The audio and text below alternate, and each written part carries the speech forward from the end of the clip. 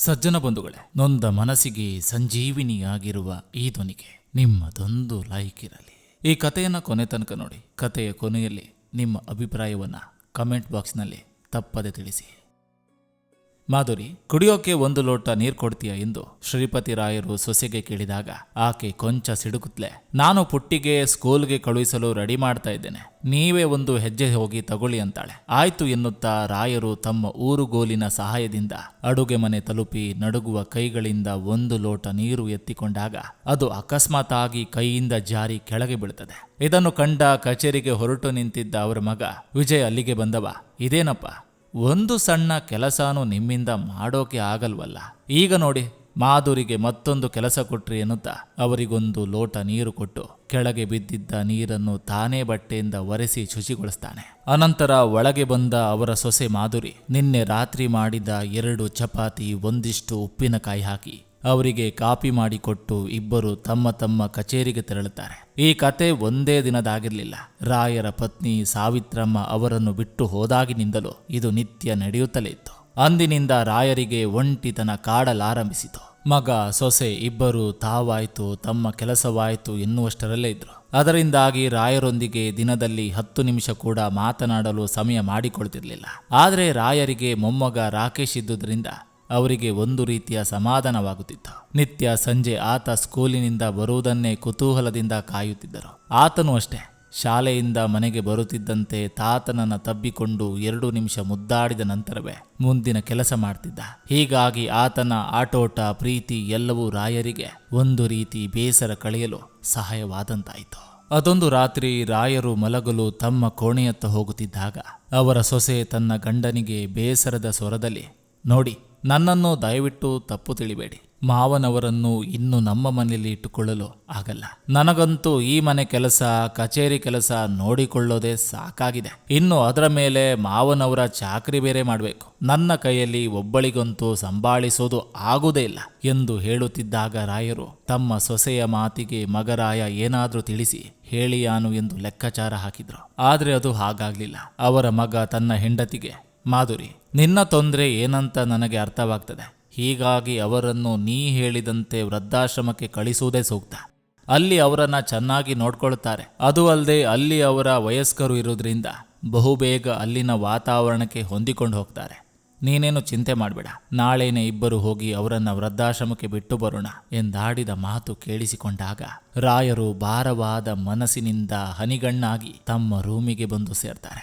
ಆಗ ಅವರಿಗೆ ಮೊದಲ ಬಾರಿ ತಮ್ಮ ಮಗ ವಿಜಯನನ್ನು ಕೈ ಹಿಡಿದು ಶಾಲೆಗೆ ಕರೆದೊಯ್ಯುತ್ತಿದ್ದಂತೆ ನಾಳೆ ಬೆಳಗಾದ್ರೆ ತಮ್ಮ ಕೈ ಹಿಡಿದುಕೊಂಡು ವೃದ್ಧಾಶ್ರಮಕ್ಕೆ ಕರೆದೊಯ್ತಾನೆ. ಆಗ ಅವರು ಅವನ ಉಜ್ವಲ ಭವಿಷ್ಯದ ದೃಷ್ಟಿಯಿಂದ ಶಾಲೆಗೆ ಕರೆದೊಯ್ದ್ರೆ ನಾಳೆ ಆತ ಅವನಿಗೆ ಭಾರವಾದ ತಮ್ಮನ್ನು ವೃದ್ಧಾಶ್ರಮಕ್ಕೆ ಕರೆದೊಯ್ತಾನೆ ಎಂದು ನೆನೆಯುತ್ತಾ ಮತ್ತೆ ಹನಿಗಣ್ಣಾಗ್ತಾರೆ. ಮರುದಿನ ಅವರ ಮೊಮ್ಮಗ ರಾಕೇಶ ಶಾಲೆಗೆ ಹೊರಟು ನಿಂತಾಗ ರಾಯರು ಅದೇಕೋ ಸಪ್ಪೆ ಮುಖದಿಂದ ಆತನನ್ನು ಪ್ರೀತಿಯಿಂದ ತಬ್ಬಿಕೊಳ್ತಾರೆ. ಯಾಕಂದ್ರೆ ಅವರ ಮನದಲ್ಲಿ ತಾವು ಇನ್ನು ಈತನನ್ನ ಭೇಟಿ ಆಗ್ತೇನೋ ಇಲ್ವೋ ಎಂದು. ತಾತನ ಬಾಡಿದ ಮುಖ ಕಂಡ ರಾಕೇಶ್, ಇದ್ಯಾಕೆ ತಾತ, ನಾನು ಮಾಮೂಲಿನಂತೆ ಸ್ಕೂಲಿಗೆ ತಾನೇ ಹೋಗ್ತಿರೋದು, ಸಂಜೆ ವಾಪಸ್ ಬಂದಾಗ ನಿಮ್ಮ ಜೊತೆ ಮಾತಾಡಬೇಕು, ಆಟ ಆಡಬೇಕು ಅಲ್ವಾ ಎಂದಾಗ ರಾಯರ ಕಣ್ಣಂಚಿನಲ್ಲಿ ಬಂದ ನೀರನ್ನು ಅವನಿಗೆ ಗೊತ್ತಾಗದ ರೀತಿ ಒರೆಸಿಕೊಂಡು, ಹಾ ಹೌದು ಹೌದು ಎಂದೆನ್ನುತ್ತಾ ಆತನಿಗೆ ಟಾಟ ಮಾಡಿ ಶಾಲೆಗೆ ಕಳಿಸ್ತಾರೆ.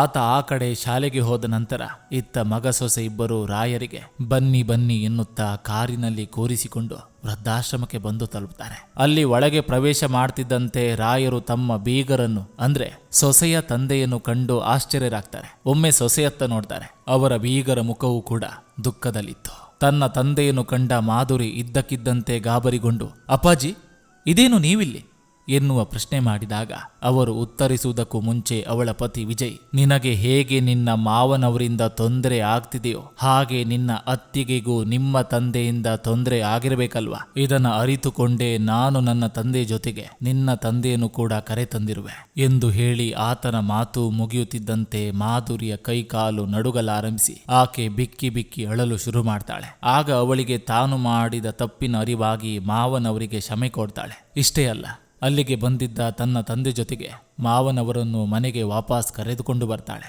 ಈ ಕಥೆಯ ಸಾರಾಂಶ ಇಷ್ಟೇ ಬಂಧುಗಳೇ, ನಮ್ಮ ತಂದೆ ತಾಯಿ ನಮಗೆ ದೇವರಾಗಿ ಕಂಡ್ರೆ ನಮ್ಮ ಮಾವ ನಮ್ಗೆ ಯಾಕೆ ದೇವರಾಗಿ ಕಾಣೋದಿಲ್ಲ, ಅವರನ್ನ ಯಾಕೆ ವೃದ್ಧಾಶ್ರಮಕ್ಕಾಗಬೇಕು? ಇಂತಹ ಕೆಟ್ಟ ಮನಸ್ಥಿತಿಯನ್ನು ಬಿಟ್ಟಾಗ್ಲೇ ಸಮಾಜಕ್ಕೆ ನಾವೊಂದು ಮಾದರಿಯಾಗಿ ನಿಲ್ಬೋದು. ಏನಂತೀರಾ? ಮುಂಜಾನೆ ಸಮಯದಲ್ಲಿ ಮಧುರವಾಗಿ ಕೂಗುವ ಹಕ್ಕಿಯೊಂದು ಹಳ್ಳಿಯಲ್ಲಿ ವಾಸವಾಗಿತ್ತು. ಅದರ ಕೂಗು ಬೆಳಗಾಯಿತು ಏಳಿ ಎಂದು ಎಚ್ಚರಿಸುವಂತೆ ಇರ್ತಿತ್ತು. ಬೆಳಗಾಗುವ ಸಮಯದಲ್ಲಿ ಈ ಹಕ್ಕಿಯ ನಾದ ಕೇಳುವುದರಿಂದ ಏನೋ ಒಂದು ರೀತಿಯ ಸಂತೃಪ್ತಿ ಹಳ್ಳಿಯ ಜನರಿಗೆ ದೊರೆಯುತ್ತಿತ್ತು. ಇದರ ಕೊಕ್ಕು ಹಾಗೂ ರೆಕ್ಕೆಯ ಬಣ್ಣ ಬಹಳ ಆಕರ್ಷಣೀಯವಾಗಿತ್ತು. ಇದರ ಹಾರಾಟವನ್ನು ನೋಡುವುದೇ ಒಂದು ಸಂಭ್ರಮವಾಗಿತ್ತು ಹಳ್ಳಿಯ ಜನರಿಗೆ. ಈ ಹಕ್ಕಿಯ ಮಧುರವಾದ ಕೂಗೆ ಪವಿತ್ರ ಸುಪ್ರಭಾತದಂತೆ ಹಳ್ಳಿಯ ಜನರಿಗೆ. ಇದ್ದಕ್ಕಿದ್ದಂತೆ ಈ ಹಕ್ಕಿ ಹಳ್ಳಿಯನ್ನು ಬಿಟ್ಟು ಬೇರೆಡೆಗೆ ಎಲ್ಲೋ ಹೊರಟು ಹೋಯಿತು. ಅದು ಹೋದ ಮೇಲೆ ಹಳ್ಳಿಯಲ್ಲಿ ಮಳೆ ಬೆಳೆ ಕಡಿಮೆ ಆಗತೊಡಗಿತು. ಕುಡಿಯುವ ನೀರಿಗೂ ಹಾಹಾಕಾರ ಎದ್ದಿತು. ಗಿಡಮರ ಬಳ್ಳಿಗಳು ಒಣಗಿ ಹೋದವು. ಜಾನುವಾರುಗಳು ಮೇವಿಲ್ಲದೆ ಸಾಯತೊಡಗಿದವು. ಹಳ್ಳಿಯಲ್ಲಿ ರೋಗ ರುಜಿನಗಳು ಹೆಚ್ಚಾದವು. ಈ ಹಕ್ಕಿ ಊರು ಬಿಟ್ಟು ಹೋಗಿದ್ದಕ್ಕೆ ಇದೆಲ್ಲ ಕಾರಣವೆಂದು ತಿಳಿದು ಊರಿನ ಜನ ಹಕ್ಕಿಯನ್ನ ಹೇಗಾದ್ರೂ ಮಾಡಿ ಹಳ್ಳಿಗೆ ವಾಪಸ್ಸು ಕರೆತರಬೇಕೆಂದು ಅದನ್ನ ಹುಡುಕತೊಡಗಿದ್ರು. ಬಹಳ ದೂರದ ಅರಣ್ಯದಲ್ಲಿ, ಹಚ್ಚ ಹಸುರಾದ ಜಾಗದಲ್ಲಿ, ನೀರಿನ ಹರಿವು ಇರುವ ಜಾಗದಲ್ಲಿ, ಸುಳಿಗಾಳಿ ಬೀಸುವ ತಾಣದಲ್ಲಿ ಈ ಹಕ್ಕಿ ಕುಳಿತು ಹಾಡುತ್ತಿತ್ತು. ಸುತ್ತಮುತ್ತ ಹೂವು ಹಣ್ಣಿನ ಮರ ಬಳ್ಳಿಗಳಿದ್ದವು. ಹಳ್ಳಿಯ ಜನರು, ನೀನು ಊರು ತೊರೆದು ಬಂದ ಮೇಲೆ ಬರಗಾಲ ಶುರುವಾಗಿದೆ, ನಮ್ಮ ಬದುಕು ಸಂಕಷ್ಟದಲ್ಲಿದೆ, ದಯಮಾಡಿ ನೀನು ನಮ್ಮ ಊರಿಗೆ ಹಿಂತಿರುಗು, ನೀನಿಲ್ಲದೆ ನಮಗೆ ಸಂತೋಷ ನೆಮ್ಮದಿಗಳಿಲ್ಲ ಎಂದು ಹಕ್ಕಿಯಲ್ಲಿ ಕೋರಿಕೊಂಡರು.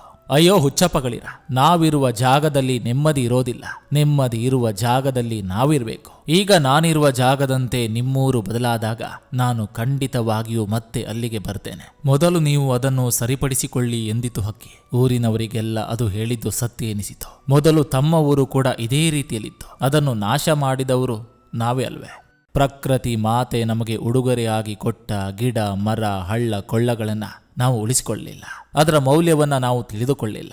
ನಾವು ಏನನ್ನೆಲ್ಲ ಕಳೆದುಕೊಂಡಿದ್ದೇವೆ ಎಂದು ಲೆಕ್ಕ ಹಾಕಿದರೆ ಭಯವಾಗ್ತದೆ. ಈ ಪುಟ್ಟ ಹಕ್ಕಿಗೆ ಅರ್ಥವಾದ ಸರಳವಾದ ಪರಿಸರದ ಮೌಲ್ಯದ ವಿಷಯ ನಮಗೆ ಯಾಕೆ ತಿಳಿಯಲಿಲ್ಲ ಎಂದು ಯೋಚಿಸಿದ್ರು. ಮತ್ತೆ ಎಲ್ಲವನ್ನ ಗಳಿಸಿ ಪುನಃ ಈ ಹಕ್ಕಿ ನಮ್ಮ ಹಳ್ಳಿಗೆ ವಾಪಸ್ ಬರುವಂತೆ ಮಾಡಿಕೊಳ್ಳಲೇಬೇಕು ಎಂದು ಎಲ್ಲರೂ ದೃಢ ಸಂಕಲ್ಪ ಮಾಡಿಕೊಂಡು ಹಳ್ಳಿಗೆ ಬಂದರು. ಮತ್ತೆ ಕಷ್ಟಪಟ್ಟು ಹಳ್ಳಿಯನ್ನು ಹಚ್ಚ ಹಸಿರಾಗಿ ಮಾಡಿಕೊಂಡರು. ಹಕ್ಕಿ ಮತ್ತೊಮ್ಮೆ ಹಳ್ಳಿಗೆ ಬಂದಿತು. ಮನುಷ್ಯನಿಗೆ ಉಚಿತವಾಗಿ ಸಿಕ್ಕ ಪರಿಸರದ ಬಗ್ಗೆ ಅಸಡ್ಡೆ ಹೆಚ್ಚು. ಹಾಗೆ ಪ್ರೀತಿ ಸ್ನೇಹ ಮಮತೆ ತೋರುವ ಮಾನವ ಸಂಬಂಧಗಳ ಬಗ್ಗೆಯೂ ತಿರಸ್ಕಾರ. ದುರಂಕಾರದಿಂದ ವರ್ತಿಸಿ ಎಲ್ಲವನ್ನು ಕಳೆದುಕೊಂಡ ಮೇಲೆ ನಮಗೆ ಬುದ್ಧಿ ಬರೋದು. ಎಲ್ಲವೂ ಇದ್ದಾಗ ಅದನ್ನು ತಿರಸ್ಕಾರದಿಂದ ಕಾಲಿನಲ್ಲಿ ಒದಿತೇವೆ. ಎಲ್ಲವನ್ನು ಕಳೆದು ಹೋದ ಮೇಲೆ ಅದಕ್ಕಾಗಿ ರೋಧಿಸುವ ಮನುಷ್ಯನ ನೀಚತನವೇ ವಿಚಿತ್ರವಾದದು.